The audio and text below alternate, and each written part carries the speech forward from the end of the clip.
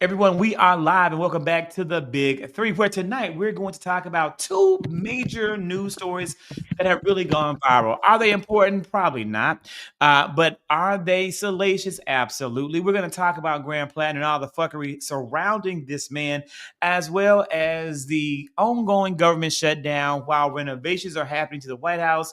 Well, some will call them renovations, others will call them demolitions. But before we get into any of that, we are very fortunate tonight to have with us Representative Jolanda Jones from the great state of Texas. And we still call it great, right, Rep. Jones? We still call it great, the great state.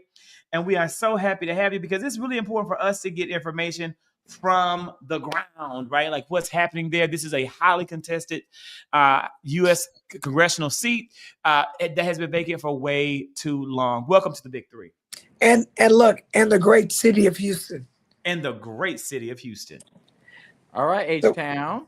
Hey, we need to collaborate. I need to do something funny with you. When you imitated the Cornbreakers, you had me cracking up. Okay.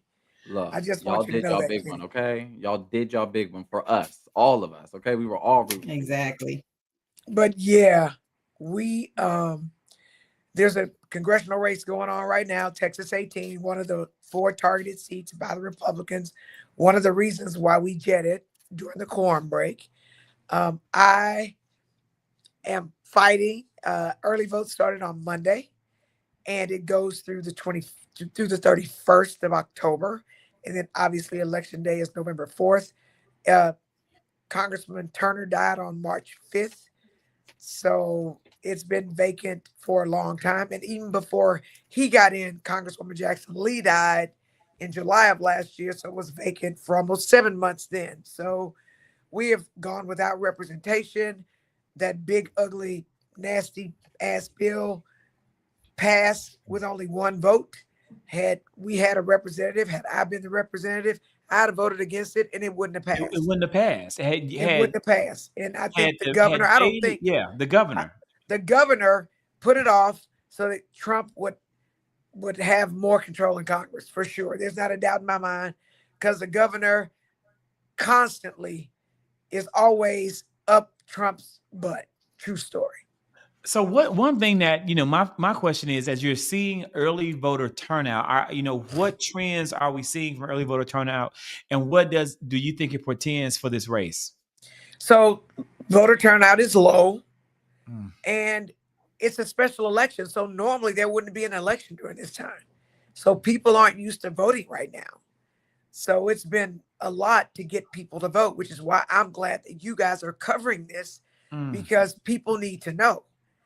And, some people just haven't connected the dots. I was in the grocery store this morning buying stuff for my mom, because my mom is working a poll for me, and I'll put her up against anybody.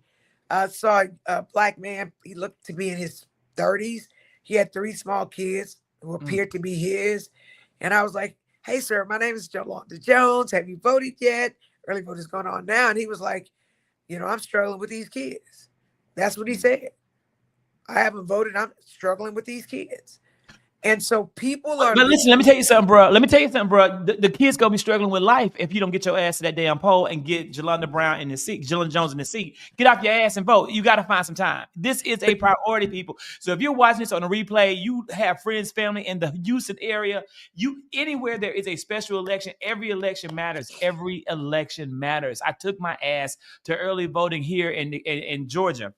There's only one thing on the ballot. We're voting for 2 seats for the Georgia Public Service Commission. And people didn't even know that such a thing even existed. And they helped set the damn power rates. Power bills through the roof, because Georgia Power is getting money and getting rich and wealthy and putting money back into these people's pockets. Every election matters. Get them to the poll. For sure. And so I'm proud to say that in our very Republican state government, I passed a bill. Come on. I had to figure out how to work across the aisle, but I put local civics in school, where they literally learn about city council, the school board, MUDs, municipal utility districts. Because what I noticed when I was on city council is people might come to city council complaining about the school boards, school district stuff, and then would get mad at us because we couldn't fix it when we literally have no power over them. So I thought it was important for people to know who to be mad at. And so That's so I right. passed that bill. So that speaks directly to, Zach, what you were talking about that people don't know. In Texas, the state agency that controls utility costs are the Railroad Commission. Who would think that the Railroad Commission would control utility costs? So people don't vote on the Railroad Commission. And then you wonder why your gas bill is so high. So yeah, it really is sad. And, I think though that I can't go to people and be like, you need to vote. You need to do this because we can. That's part of our job. It's our job. It's a job. But everybody watching, we have got to press hard for our fellow Americans, no matter where they are, to vote. We see Citizen Morgan, people coming in talking about they are voting yes on 50 in California. You've got to tell everybody this is the benefit, and this is, and for those who know politics, right? This is actually kind of sometimes a blessing and a curse to have a special election. The curse is that if you are a big name incumbent, which there isn't one in this race, you typically are at a disadvantage. But it's about who can pull their supporters out. It doesn't matter the endorsements. It doesn't matter the endorsements when it comes to a special election. It matters who shows up at the polls on that day. And that's what makes this a highly competitive race, is to mobilize the hardcore, true people who care about democracy to get up and go out and vote. But let me tell you just a little bit about this. I've literally won 11 times in Texas 18. My opponents combined have won 3 times. I'm the only person in this race that's actually completed more than one elected term. I'm also the only one in this race as an elected official who didn't quit a job as an elected official to run for something else, because I don't quit what I start. I finished the task at hand. So that's why I got into this race 5 months late, because why you guys got introduced to me, because I refused to abandon my duties in the Texas legislature, because it was more important for me to fight against those racist maps than it was for me to forget my constituents that elected me to be the state rep for House District 147, go run to be in Congress, and no one would have known about the racist redistricting had I quit my job. So my point is this.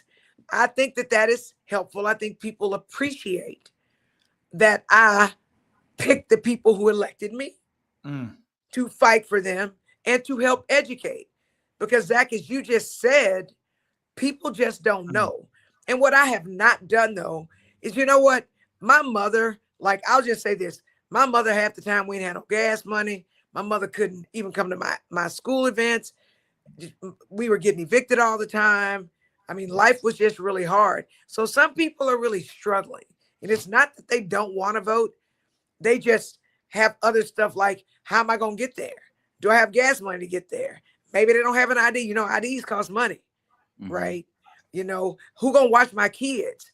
Those types of things. And so what I've tried to do when I talk to people is to explain, rather than to berate them or put them down, is to connect the dots. Like you said, and like I said to the man in the grocery store, it's hard. The reason why everything is so expensive for you to get for your kids is because Trump is in office. So I love that. If we vote him out of office, then maybe you can afford more things for your children. So I think that people just have not figured out that the dots are connected. They haven't figured out that a tariff, because most people don't know what a tariff is. They're charging people, like, especially if you shop at Shein or whatever, why is stuff online more expensive now? Because they have to pay more for it because of Trump. So if you want them clothes to go back down to what you used to buy them for, you need to get rid of Trump. Right? Or you coffee was $3.99, but in this time last year, now it's $7.68. Oh, the eggs I bought used to be $6. They're now $13. Right? So people don't understand. Like, you wonder why stuff is going up.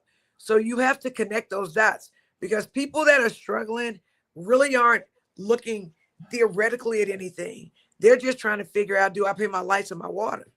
That's right. right? That's You know, really right. so that's what that is.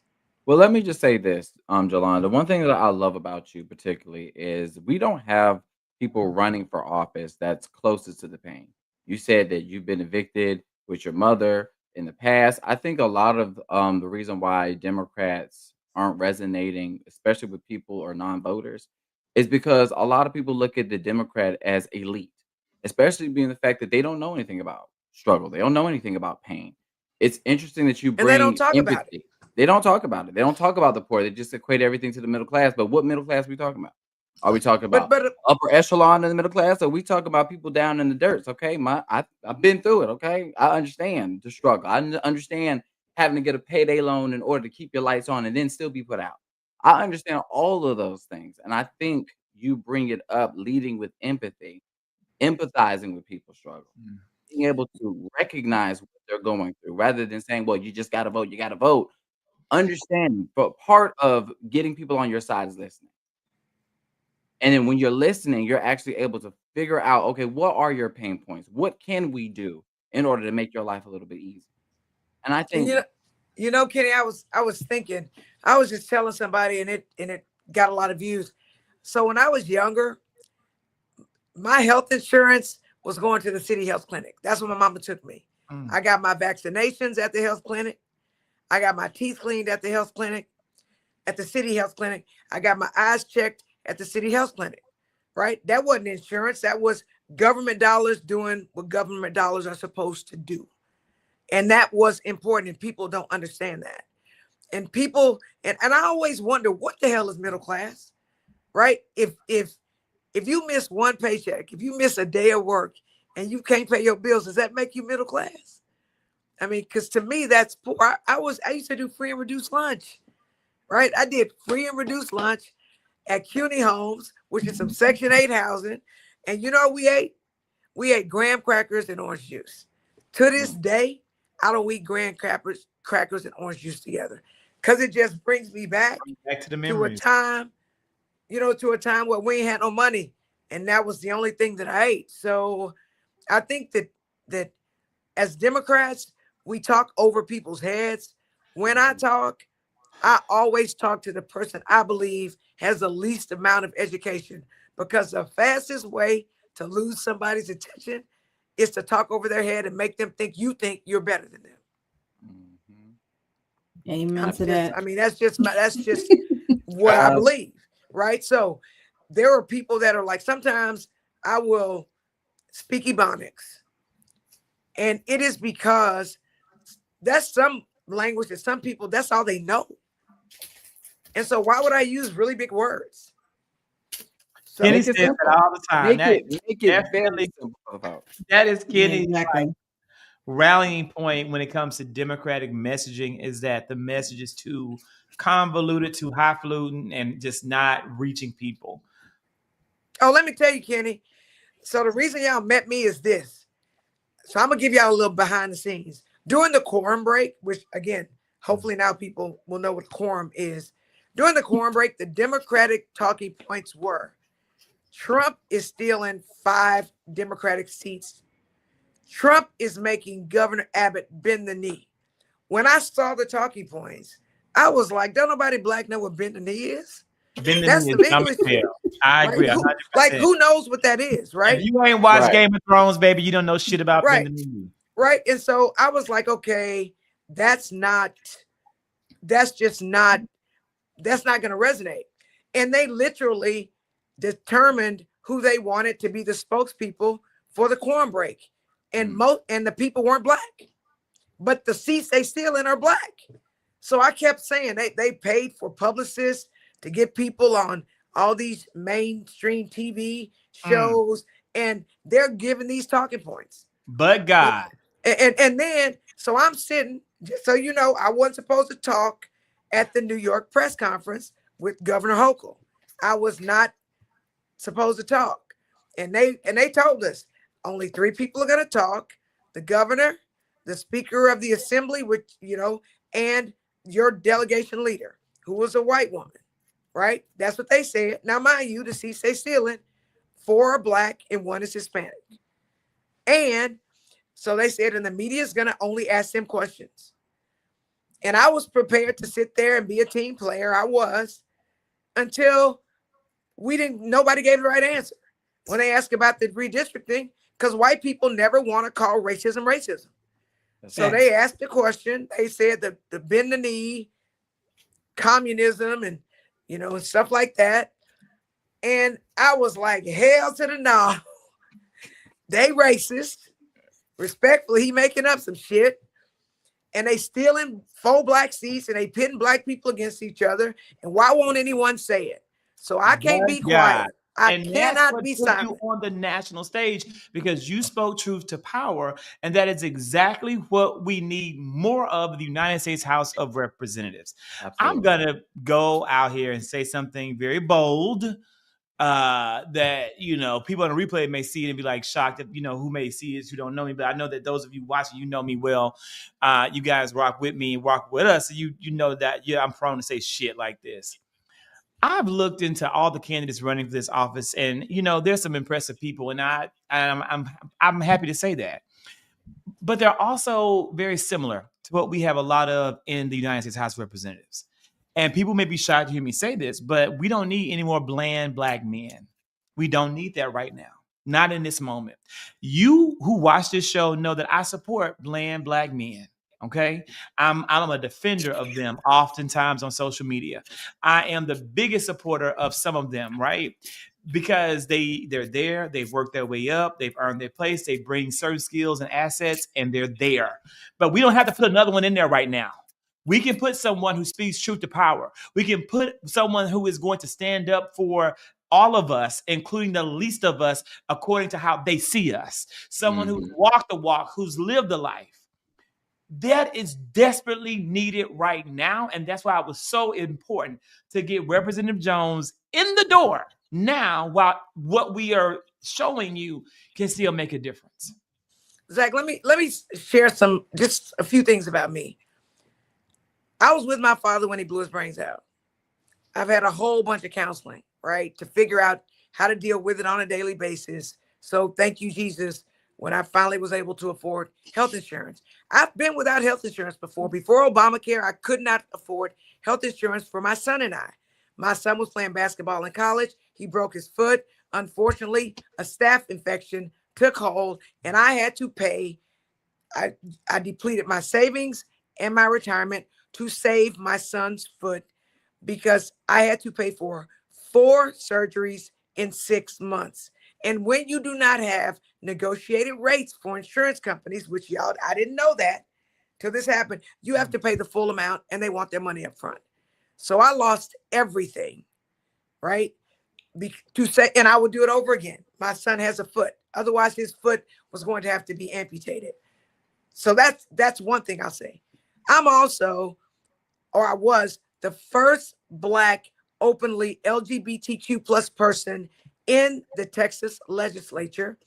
And when I win for Congress, because I'm just going to claim it, I will be the first Black openly LGBTQ plus woman in the United States House of Representatives. Now, to me, that don't make no damn sense. It is 2025. There are literally 12 whole LGBTQ plus people in the United States House of Representatives. That is a 435 person body. When I get elected, there will be 13 of us, and I will be the only Black woman, and I will be the first Black woman. Why are we still having first like that? It makes not a lick of sense. In 2025. In 2025.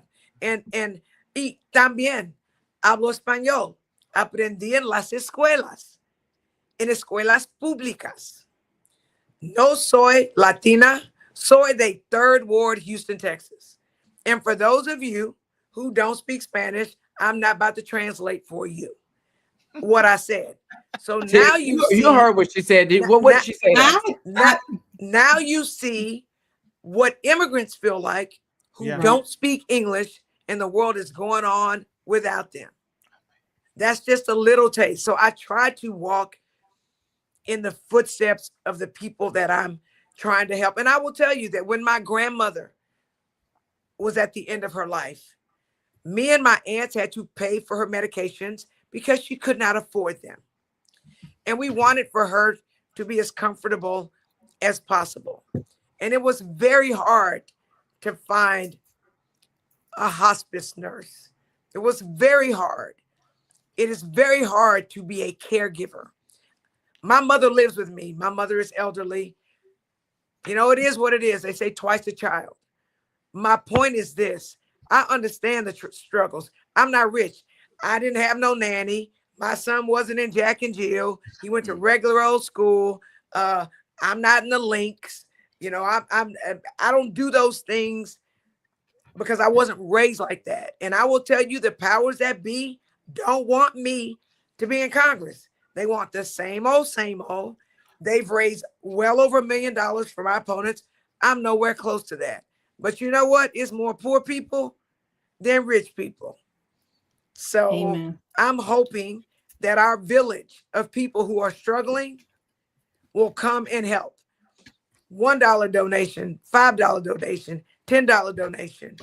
You know, I would ask you to go to jolandajones.com and donate. And you can actually volunteer virtually because my opponents can afford to pay for all that. I can't. But you know what?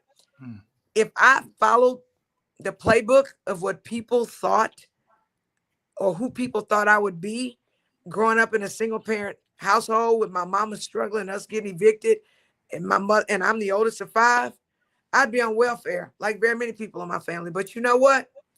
That didn't matter because I had a village help me. My brother was murdered. My brother was shot 5 times, twice in the head. My aunt was murdered. She was shot twice in the head. I have a whole bunch of cousins who were murdered. I'm from, in their opinions, the wrong side of the tracks. But I believe that God put me through all this so that I would understand what it's like to just be a regular person who just wants a chance to be successful with hard work and a good public school education. And I'll also say this. I'm a dues-paying member of the Texas State Employees Union. And I am a state representative.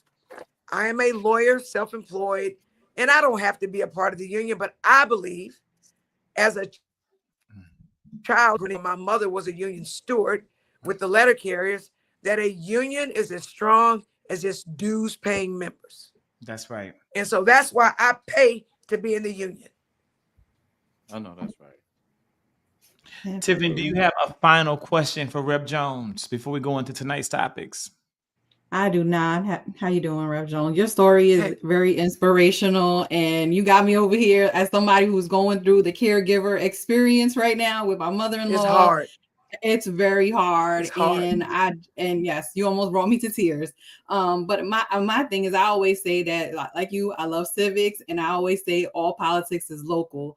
And so I feel like everything that you said, I hope that it does transpire to the people on the ground and they do come out and they vote for you, because like Zach, I have also said to one of your opponents that I hope you will be the candidate to win this race, because I feel like your story, your strength, and just everything that you embody is what we need in the Congress. We don't need the same old, same old. We need people who talk like us, who act like us, who think like us, and understand the struggles of everyday people. And so I just want to wish you lots of luck next week. And if there is a runoff, then you know we got you. Thank you. And I will finally say this. Ain't no damn reason that the president should be trolling people. He's the president of the United States of America. You trolling people, you like paying people to do AI, to like dump feces on people who are protesting against you because we have a First Amendment right to do that. And you demolishing the White House and tearing that down. You've waged war against us, especially if the mayors are Black. You wage war on immigrants, and you are enriching and building wealth for y'all, and you're not building any affordable housing. We need affordable housing. This place is crazy, and I'm ready to give him the blues with my intellect and my street sense and my life experiences. I know that's right. You better do that thing, Ms. Jones. I will. I'm so thankful that you guys are talking about this, because people need to speak in real terms so that people can understand what's going on. And I'm just very thankful to all of you. Rep Jones, thank you so much. It has been a joy and a pleasure to have you with us. And Oh yeah, I like the dress. Can you tell? Now, let me tell you right off the bat that, you know, this is likely to go into a runoff that will be even lower in terms of turnout than the November 4th election. So it's going to be important that we continue to watch this, that we continue to see this, that we continue to support throughout. Donations that you make will make a difference. And we definitely hope for a surge in donations as we look towards what is likely to be a runoff. I think you have what, 12? Is it 8 or 12 people in this race? There's 16 people in the race, and no amount is too small. Yeah, I need for y'all to give. It is super important. Race. And Rep Jones is one of the top contenders. It's a hard race. It's a competitive race that recently got more competitive with endorsements. And so anything will make a difference. And again, like, you know, we're looking at Americans going into challenging times. And you know, anything that you have can make a difference, but also any ways that just in general for support, because what's going to have to happen is our collective support for each other and for community. Rep Jones, thank you so much. And we will, my friend, we'll be seeing you soon. We're going to dive into the topics. Thank you, Rep Jones. Thank you. That was a joy. That was a joy. Again, people, anything that you can give will make a difference. I'll be making my donation tonight. I saw that we had a $5 drop. I don't know who you gave that to, if it was to me, Kenny, or to Tiff, but I'm definitely going to be, you know, matching donations tonight to Representative Jones up to $150. So I'll be matching donations up to $150. So whatever you give, whoever you give it to, it don't matter to me. I'm still going to dump whatever we get. I'll match up to $150. And I'll match you. In the words of Nene Leaks, I will match you right there. Some of you gave to this motherfucker right here. Oh, Graham Platner. Okay. You get, Tiffany, you were one of the first. Okay. You were one of the first to publicly come out and call it out. Tiffany, what made you so right? How did you know? She smelled. Okay. First of all, it's the voice. It's also the anti-Democrat bullshit. Okay. That's the thing that got me. To Rep Jones, $15 to Rep Jones. We are going to match it. That's now $30 to Rep Jones. And all right. So my thing with Graham Platner is that when I first heard about this dude, because he came out of nowhere and he was talking that anti-Democrat bullshit, the establishment, all this other stuff. Like I said in my tweet this morning, you look in the mirror and say establishment 5 times and Bernie Sanders going to jump out the goddamn mirror. Like this is what we have to deal with this bullshit. And so when I saw that, I already knew this is John Fetterman 2.0. This is Kristen Sinema 3.0. We've been here, done this before, and we know the signs. The instinct was kicking in. We all felt it. We all knew something wasn't right. And sure enough, baby, they done dropped the whole Apple file on this mofo. And here we are.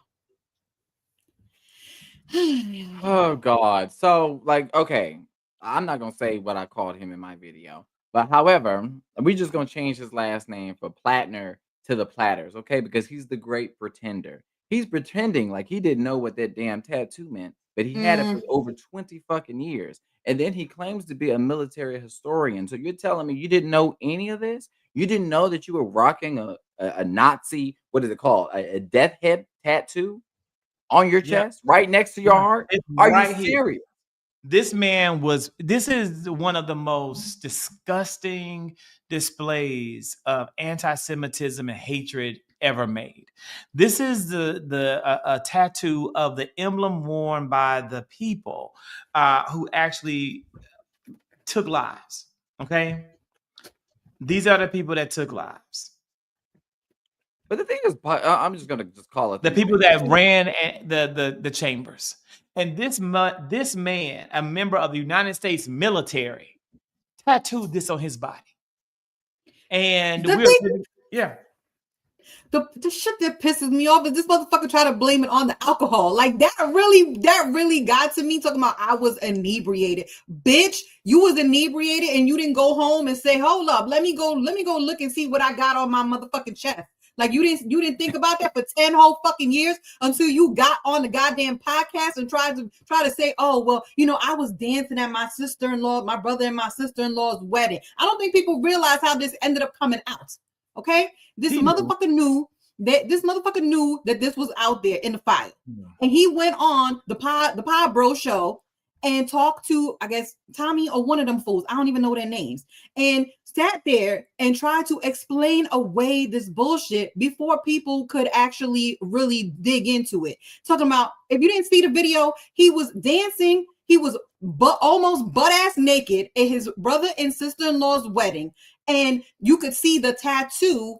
Otherwise, people probably wouldn't have known this. They could see the tattoo in the video where they could tell, obviously, if you were smart enough to go look it up, then you would question it. And then people, so he knew this was coming out. So he preempted this story by exposing it to then have everybody then be like, oh shit, this motherfucker might be a Nazi.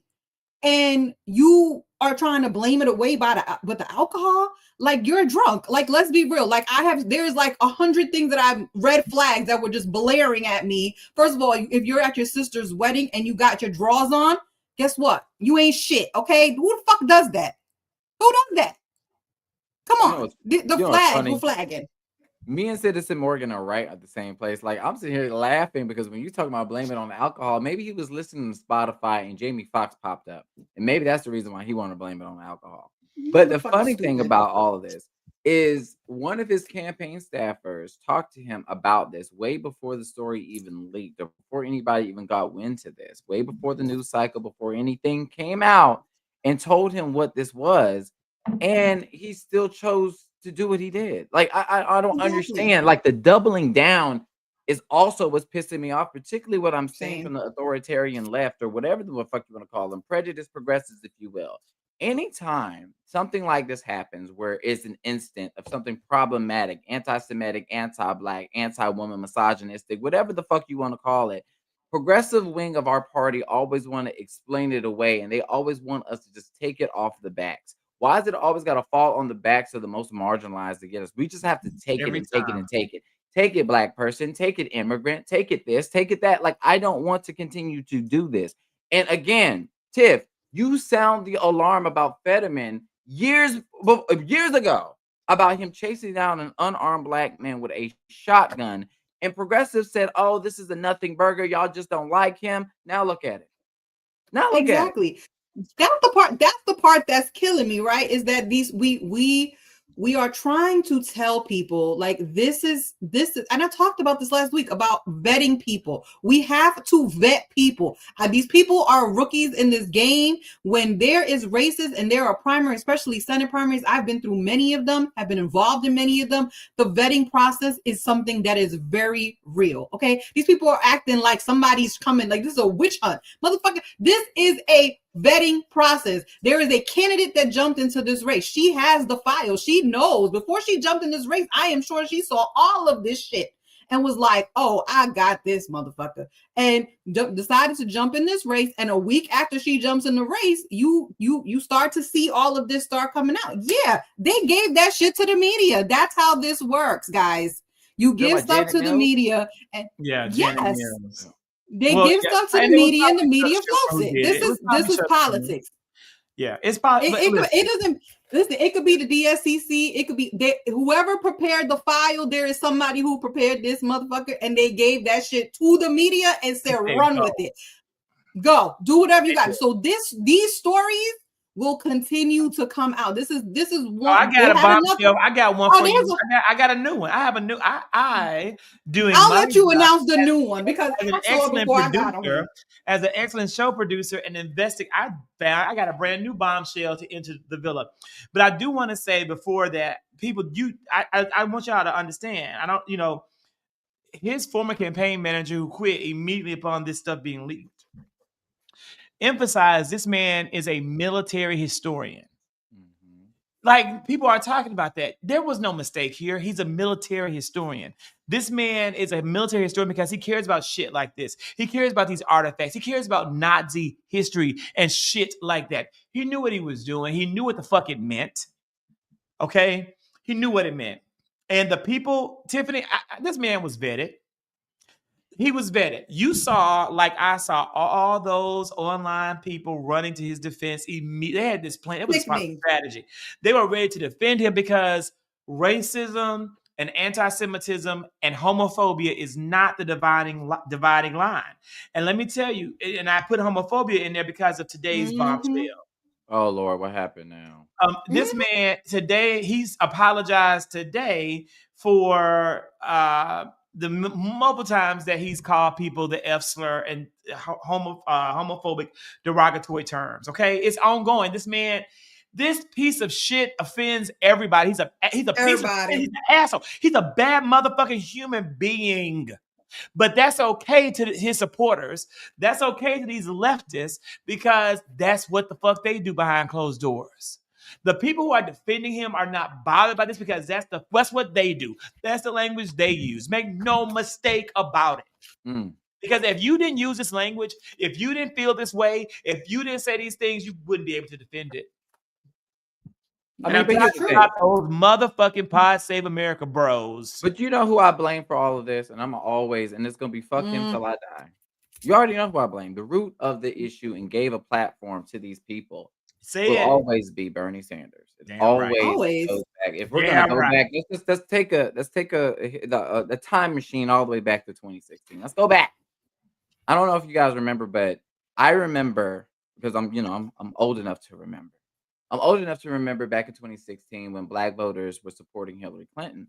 And I think it was on the Young Turks, if I'm not mistaken. They said the only reason why Black people are supporting Hillary Clinton is because her husband played a saxophone. The second thing is Black people are low information voters. They don't know what's best for them.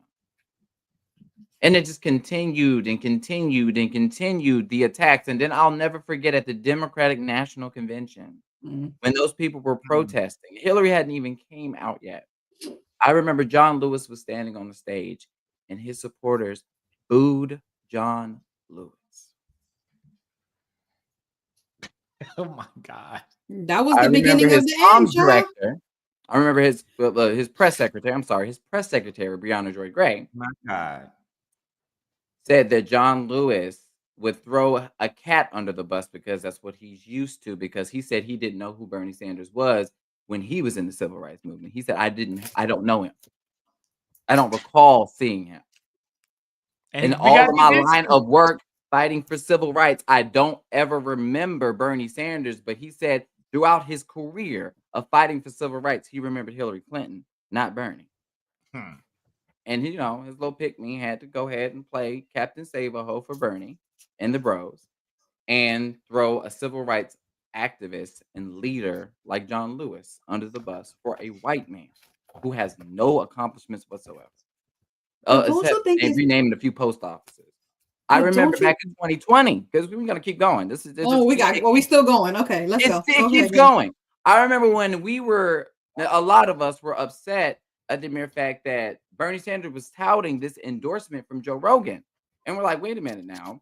You are aware that Joe Rogan called Black people the N-word 25 times on his show, right? You are aware that he compared us to the Planet of the Apes. You are aware of this, correct? And he doubled down. Like he's always doubling down. He's always he's always right. He's always not a race issue. It's all about class. But here's the situation. We ain't falling for that GI Bill bullshit no motherfucking mouth. And the reason why your initials is BS because you're bullshit. It's not Bernie Sanders. It's just bullshit. Bernie Sanders has never given one fuck shit about Black people in this country. And he never will. He never will. He never will. Because then I had to hear these same stupid people talking about, oh, it's always about identity. That man is white and he's a goddamn problem. If y'all don't let that man go, y'all out here looking stupid. And the same people, oh my God, all weekend I had to see people defending this man, defending. Then when Monday comes, Capo drop about this whole thing. And then Tuesday, it's like nonstop. And I'm just like, then they get to Bernie and he's like, I'm still supporting him. I'm not getting off of this. Then you have the quiet people, right? The Rokanas, your boy. He was all quiet. He had nothing to say. He went mute. It was a mute challenge. All these people just decided they wasn't going to say shit because they knew damn well that this man wasn't shit. But this is what happens when you allow people to jump into a race without doing your goddamn homework. Do your homework, people. This is not complicated. We all have gut instincts. You could look at somebody and be like, yeah, I don't know about that person. Something ain't right in the water. Anytime and it was definitely something not right. When you spend more time online talking negatively about the Democrats than you do Republicans in the moment, like what we're living in right now, you're not a Democrat. You're not a fucking Democrat. You do not deserve any Democratic nomination. And that's how I know. When I hear you say, and same thing goes with James Tell Rico, who get the fuck Rico. That motherfucker's talking way too much negative shit about Democrats. You're not a Democrat. You are not a Democrat. And here's the thing with these people. And I hate to say it. And I hate to say it because I'm a pure blood Democrat. I hate to make fun of the non-pure blood Democrats, using some Harry Potter language on your ass, but because everybody in my family has always been Democrats, grandmother, great-grandmother, mother, everybody. These people were never, they weren't raised Democrats. Their parents were fucking Republicans. Exactly. Many of them are brand new to the party, don't even know what the party fucking has stand for, don't know the history of the party, and they themselves may not believe in the philosophies and the ideology of the Democratic Party. They may just be there for opportunity. No, and that's exactly. But that's the thing. The thing is, like, what was it? So the only reason why they grew up in a conservative household, right? Yep. They keep in those conservative ideology, like the racism, the bigotry, the misogyny. However, when it comes to capitalism, it didn't work out for them. So they want these social policies. And when these social policies are implemented, they're going to leave POC out of it. So every time Black people, particularly Black activists or policymakers, ask questions about, okay, so we want to implement these policies, but what are you going to do to make sure that we have non-discriminatory measures so that everybody will be able to qualify, that everybody's going to be able to benefit? What are we going to do to make sure we have a civil rights task force? Anytime we ask those questions, they just say, move on. Stop making this about a race issue. Stop using identity politics. Well, the situation is, even to this day, we're looking at the inequities. Even in social programs that exist today, we are discriminated in housing, health, food, etc. It just goes on and on and on and on again. You have to stop gaslighting us as if we don't have data that backs this up. That's right. Go ahead, Tim. No, to your point, Kenny, about even with Fetterman, like he comes from a Republican family. They call them a silver spoon socialist for a reason, because that motherfucker gets that dude gets a freaking salary from his dad every month. He never worked a real job. He never worked a real job. He has always, even though he was the mayor of Braddock, he was only getting paid like $20,000 a year. This was a part-time job, but he lived in the community, and his father gave him money every month. He is a trust fund kid. Okay, these people are frauds, and if y'all don't wake the hell up and start seeing that these people are who they are, like you said, they were raised in Republican families. They come from money. This guy Platner, he comes from money. His father was a lawyer. His grandfather was an architect. These people have money. Yeah, he tried to play out and be like, oh, I'm a working class guy, blah, blah, blah. I wear a hoodie and I freaking chain smoke and I do all this shit. No one cares. These are not real people. What we saw with Jolanda is a real person. That's a real person who had real shit that happened to them in their life. These people are freaking privileged ass people posing as Democrats and shitting on the party while doing it, and then they're appealing to these people that don't even like us. They hate us. They hate everybody.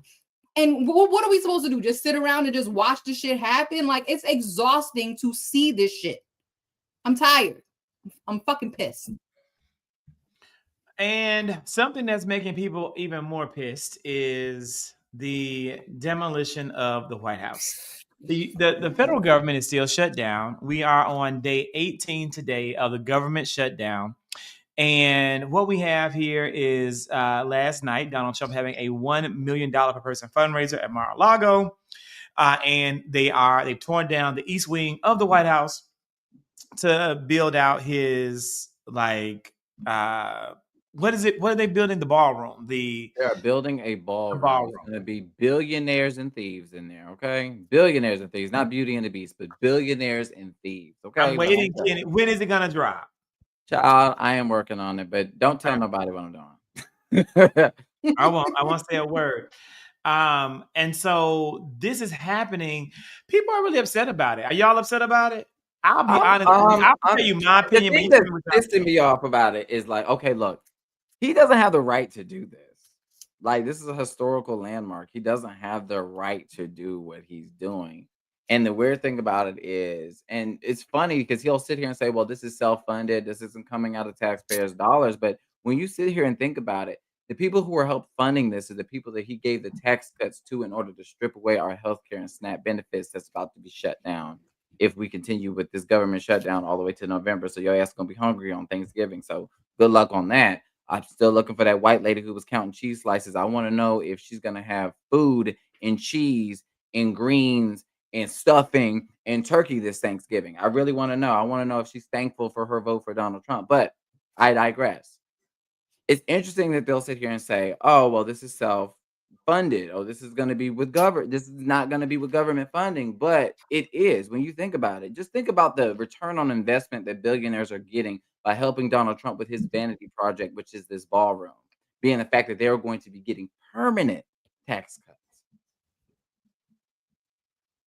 Okay, so I'm just answer this question because somebody said Ken Martin needs to vet candidates. That's not the role of the DNC chair.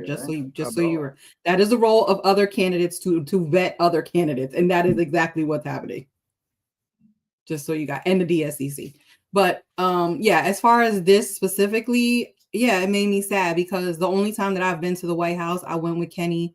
He was so gracious to take me to the White House with him on an event, and to see that yesterday with the like it just demolished, just like kind of broke my heart because I'm like, it was so nice. Like it was such a nice building, and that the ball, like where they had like, you know, all the different rooms and all that stuff. I don't even know what part they were tearing, but I know it's that entrance, like that entrance when you come in or you come out of, when you walk out, that they destroyed.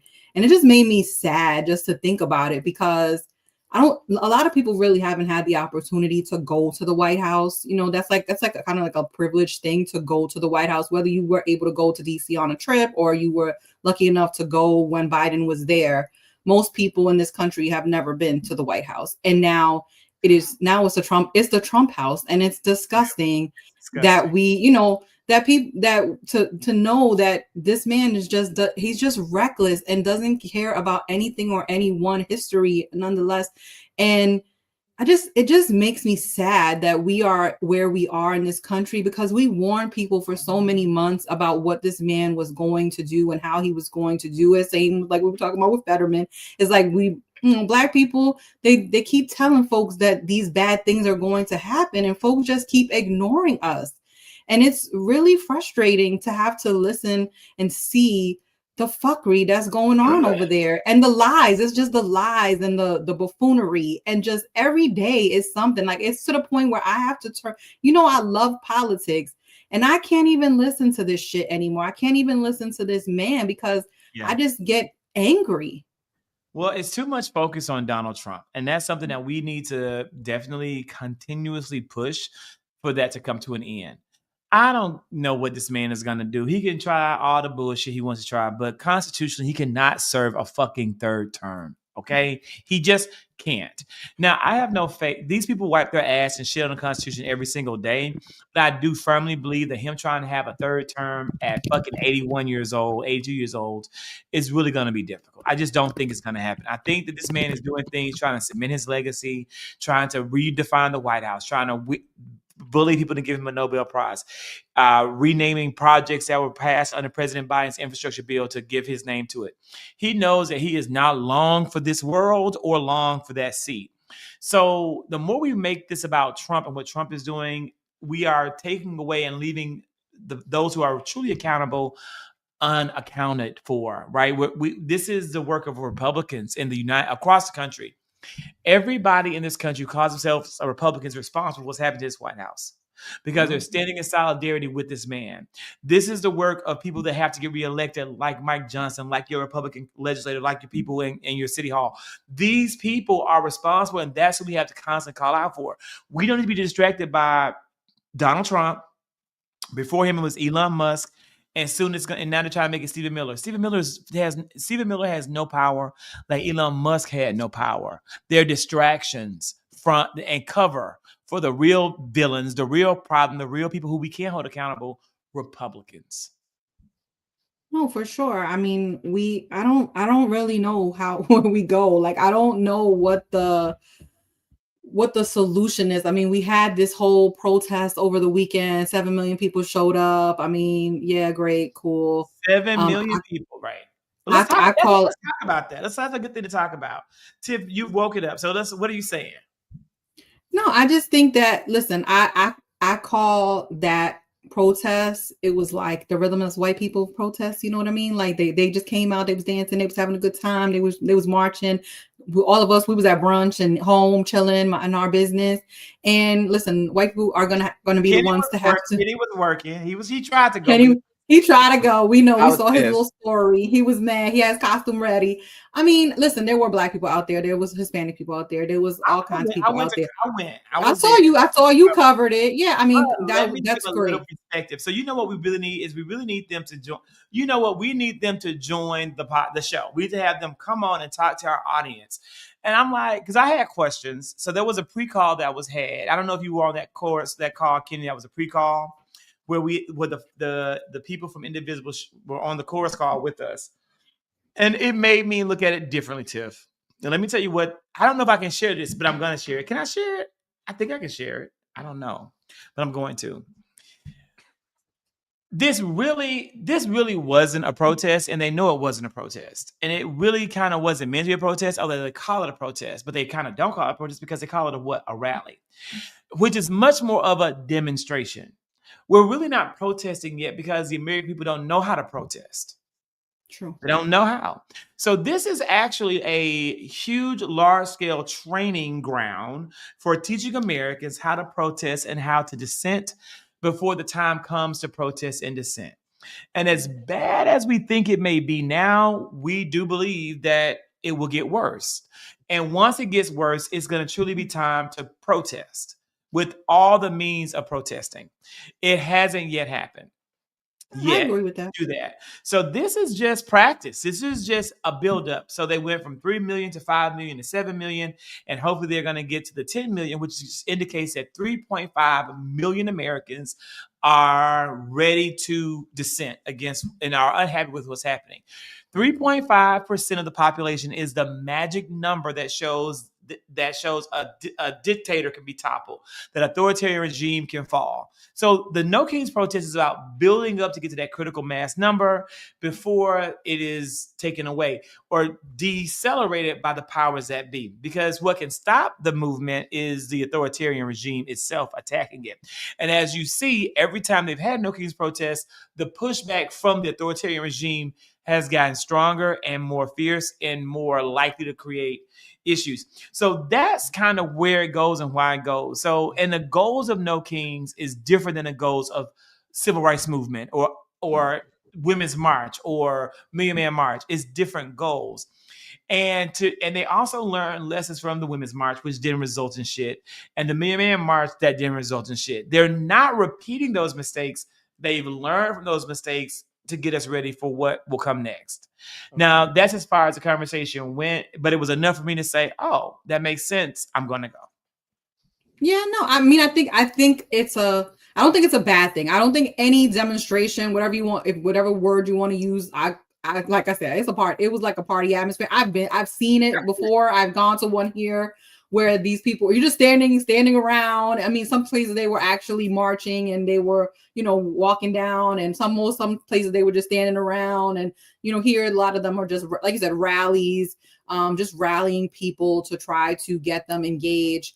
And yes, there were a lot of older people. I thought it was very interesting. And me and Ms. D talked about this on Friday on our live about the fact that a lot of that, what's really pissing MAGA and Republicans off is that there's their fellow whites that are out there protesting. So they are seeing that there is actual dissent from white people. It's not about us. Matters. And that to me, it pisses them off like no other. They were blowing my post up because they were saying they're all white people. Where are the black people in Atlanta? Baby, the black people in Atlanta are at home because they showed up in November and they still said they ain't ready to come back out.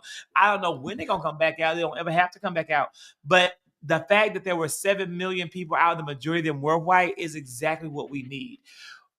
That's what we need. That was the damn problem. That's the voting bloc that fucked this shit up. We are thankful that the majority of this crowd is white because that's who we need at the ballot box in 2026 to turn shit around.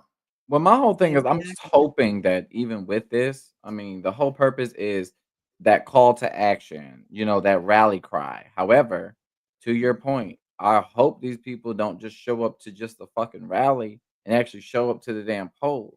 Well, I think they will. I think the purpose is to mobilize them and to get them fired up. And I think that they will be involved heavily in the 2026 midterms across the country. I do believe so. And there are at every single rally lots of civic organizations collecting data and information. There are lots of them. I mean, can we be honest? Just from a numbers perspective, a lot of white people vote for Kamala Harris. I mean, the majority of the white people voted for Trump, but Kamala still got about 40%. She got millions and millions of white people that voted for her. So a lot of these people are people that voted for her that are coming out pissed off. You have some independent people that are out there. These are not MAGA people. These are not people that were going to flip votes and they're going to come. We just need these people to be mobilized to be able to get other people to be engaged and maybe convince other folks that, yeah, this is a fucked up situation. But it's not for us to do. It's not for Black folks to convince white folks to get out and vote. I mean, this is for white people to convince their fellow whites to come out and vote and say this enough is enough with this man. And that's what they did. I will give them that. Does it change anything? Probably not. But it is what it is. And like I said, we have races. We have races coming up. I need people in New York. Those same people in New York, they're gonna turn out and vote. Same people in New Jersey, I need y'all to turn out and vote. I need same people in Virginia, in California, in Pennsylvania, in Texas. Georgia, I need in Georgia. I mean, there are races. Lower these prices. Absolutely. So, good questions coming in. Yeah, hopefully they will talk to their kin folks. And we appreciate you, Tisa, for being here with us and for pushing and for just being a part of the community, our community, and, giving us perspective. And please continue to fight and keep doing the work. We have $25. So I'm giving $150 tonight. I'll post that donation also on Twitter so you guys can see it. And I have not heard about I've heard about the book, but I ain't read it yet. I had to replace my iPad. I actually replaced the dang iPad today. iPads are high as shit. Why the fuck are iPads so high? I didn't want to buy the iPad, but I'm like, damn, I'm missing out on all these books because I can't read a book anymore if it's on an iPad. Judge me if you want to, but I just read so fast on the iPad.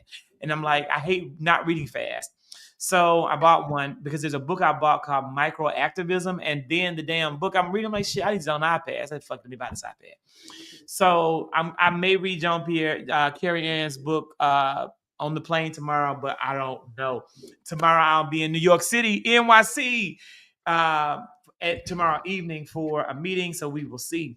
I want to also share with everybody my new endeavor, new post on my page. If you haven't seen it, please check it out. I think it's pretty good. The damn shit ain't getting a lot of views. Get this some views. Make some comments. It's really, you have to watch it today. You can watch it whenever you want to. But watch it this week. I interviewed Dr. Heavenly Combs. For many of you who may not know her because you're not maybe a reality TV person, she is on a television show called Married to Medicine, or she was. This actually gave the exclusive drop. Actually, I think I have a little clip in here. Yeah, play that clip. And if anybody has time to watch it, it is an amazing clip. Kenny, let me see. Vice President Kamala Harris. Amazing. Joe Biden. Alleged. Mariah Huff. I love everybody. You may know her from Married to Medicine, but she is now a candidate for the United States Congress. Dr. Heavenly, welcome to Politically Black. How in the world can you balance it all? I always say I'm every woman, but I can't be every woman all the time. the political thing, God put it on my heart. I've been called to do this, so I don't have a choice. If you want a hella political congresswoman, come to Dr. Heavenly. All the people wanted somebody to tell the truth and not leave them like other politicians have. They get these offices and they disappear. We ain't heard from my congressman. We haven't heard from them. We heard from them when they voted to get Charlie Kirk. I don't even know who the hell Charlie Kirk was. Is Daddy gonna let you run for Congress? It was Daddy's idea. How have the Bravo team embraced this? Because the reality is they may lose one of their brightest stars. To this day, I don't know if I'm a friend of the show. I don't know if I'm full cast. I am a great part of the show. I can't see them cut me out of it because it was a lot about me. Okay. But now we know they did cut her out, right? So that was kind of like an exclusive drop in the video. She did make the cast. That was announced today. So there will be a follow-up with Dr. Heavenly. There's a lot to follow up with her about. But I think that it was a really good, I love the interview. I thought it was one of my best interviews. I thought it was one of my best. Kenny thought it was a good interview. It was actually very good. You gotta watch it. It's actually very, very good. Yeah, I saw it pop up on my YouTube when I was watching the debate, the New York debate. Dr. Heavenly was really answering those questions, and she was being very candid. She was. Dr. Heavenly did an amazing job of answering some really hard political questions about Georgia's 13th district that is currently held by Representative David Scott. And she has some tough competition. She's running against a very strong Georgia a black gay man named Everton Blair, who's a long-term, he was like the first openly gay man to serve to municipal office in Gwinnett County. He was on the school board. So she's got her work cut out for her. I'm getting some pushback from the black gay men in Atlanta, friends of mine, who are like, why would you interview Dr. Heavenly when you have an interview Everton? And I don't mind talking about it on the show, but I'm gonna interview Everton. I can't wait to interview Everton. But I interviewed Dr. Heavenly because Dr. Heavenly, reached out. Like, her people are out here in the streets. They're like finding out who are the people in Georgia who are moving and shaking, and who are the people that we need to talk to. So they reached out and ran up to Kenny. They found Kenny's ass in DC. Like, her people are working. Her people are working. So it's going to be interesting to see. And again, for those who watch the interview, Deshae, just give this interview a chance and see how you feel about Dr. Heavenly from the interview.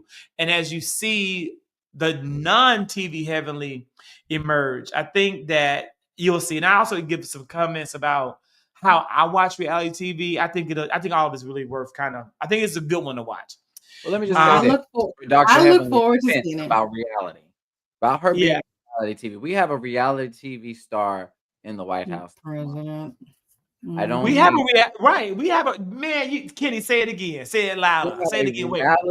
We got a what? Kenny, let me make it. We got a what? House, demolishing it. So I don't want to hear anything about. Dr. Heavenly comes from reality TV. I don't want to hear that. I don't want to hear that at all. That's bullshit. Okay, excuses. The bar is up here. We do have a reality TV star. The bar is in hell. When it comes, shall we have okay, let's be clear. We have a reality TV star president. We got a reality TV star, unfortunately, transportation secretary. Wow. Being on reality TV is actually not a deterrent anymore. She is also a dentist. Let's be clear. She is not. She's not just a the real world. And if you want, we got podcasters on fucking. Yeah. We got the FBI is run by. The FBI deputy is a podcaster, child, who claims he's not black. And look at him. I mean, these things are crazy. But my thing with Dr. Heavenly is I do like her, and I think that I will watch. I'm definitely gonna watch it. I just want to see what she has to say, and I wouldn't. I like to say your mama a lot. So I would really love for somebody to go to Congress and get it there, and Mike Johnson is talking, and she'd be like, "Yo, mama," and I would be like, "Go Heavenly." That's her claim to fame. She did that's her claim to fame. That's one of her greatest reality TV lines. Let me tell you again, I have not made any endorsement in this race. I am going to make an endorsement at some point, but I don't know at what point I'll make it. But I will make it before the actual primary happens in May of 2026, because that's when this race will be won. because it's a 60% Democratic seat. Can't see it flipping red, although it's a gerrymander. See, they shifted it to make it less Democrat, but it's still 60% Democrat. I will say this, and I'll go back to what I said earlier because I really had to reflect. I don't want another clean-cut, cookie-cutter black man in Congress. Okay, I'm just being honest. I don't want that, and I want more fire, more gonna call it out, more take it to task. And so that's what I'm looking for actually in every single competitive Democratic race. And it can be a man. Like if Kenny was running for a seat, I No. full throatedly support him because I know that he's not going to come in there and be milk toast, run the mill, dress nice, not say shit, smile and vote. And we need a fighter and we need a mouthpiece. And that's coming from someone who's has absolute respect for the decorum. So it's just about, we got too many of, it's more than enough of them. Like when 90% of the black people in Congress are one way, it's okay to have 10% of them be a little bit different. Now, if 80%, well, I might be looking for back to my cookie cutter. Well, I love this change of heart, Zach, because it's not a change of heart now. Though I'm not saying I don't like the professional, well put together, wear that dark blue suit, congressional man. I do like that. I'm just saying when everybody's already like that, it's good to have some different kind of voices in this I one think moment. the main reason why we need something like that, whether it be a Jolanda Jones or whether it be a Dr. Heavenly, I think the main issue is right now we are the opposition party, right? And we need to start acting like it. We need some people who are willing to flip some damn tables in Congress, really act the goddamn fool. I want to see, what was that video from another country where that lady just started speaking? She said, "Oh, thunder," and started ripping up the paper. That was New Zealand. That was New Zealand. We need that in the U.S. Congress, okay? We need that type of fire because the only thing we can do at this moment is be a burden to Republicans. That's all we can. I want to be a fucking thorn in their damn side. And that's what we need to do. We're not going to be able to really legislate, so why not give them hell every fucking step of the damn way? Every step of the way. Listen, I'm with you. I'm okay with a little bit of a mix up. I think there needs to be a little bit of a mix up. Listen, if you again, I'm all about vetting candidates, and what you did, Zach, is vet her. You vetted her. I mean, really and truly, you got the interview, and you were able to ask her question. That's a part of vetting. And that's what we need. We need people. I don't judge people based on their, their what they did in reality TV. Again, she's a professional woman. She has a whole entire dentist practice. She's in the community. She does stuff. So I'm not going to judge her off for being on a reality show. There's a lot of people that are on reality shows, but and it's not like she's on, Love and Hip Hop. Come on, guys. I just think that we do need some kind of variety, and I'm a little tired too of the same kind of people. Now, don't get me wrong. I love a person that is a lawyer. Jasmine Crockett's a lawyer, right? She comes from that background. You don't have to, you can be brash and be yourself as a lawyer. But I just think, like, to your point, I'm just tired of the quiet people. Like, we need fighters. We need people who are going to stand up for us, who understand the struggle, who understand, kind of like where the people really are. And I'm just kind of over the same old same. We need variety for sure. And she's definitely gonna be, I definitely can tell her. I know where I can't. I'm not gonna say that. I'm just gonna tell you her politics aligns with the politics you hear right here on this podcast. You ain't got to worry about no Platner shit. You ain't got to worry about no Bernie shit. No Platner shit from Dr. Heavenly. It's not gonna happen. And that's something that I'm gonna talk to her about in the follow-up, because I have some, other questions. So it's coming. So with that being said, y'all, thank you so much. It's been great to see you. We'll see you guys this week. I got to get my ass in here and pack. Luckily, this is a day trip, so it won't be much to pack, but still, I got to do it. Bye, guys. See you next week.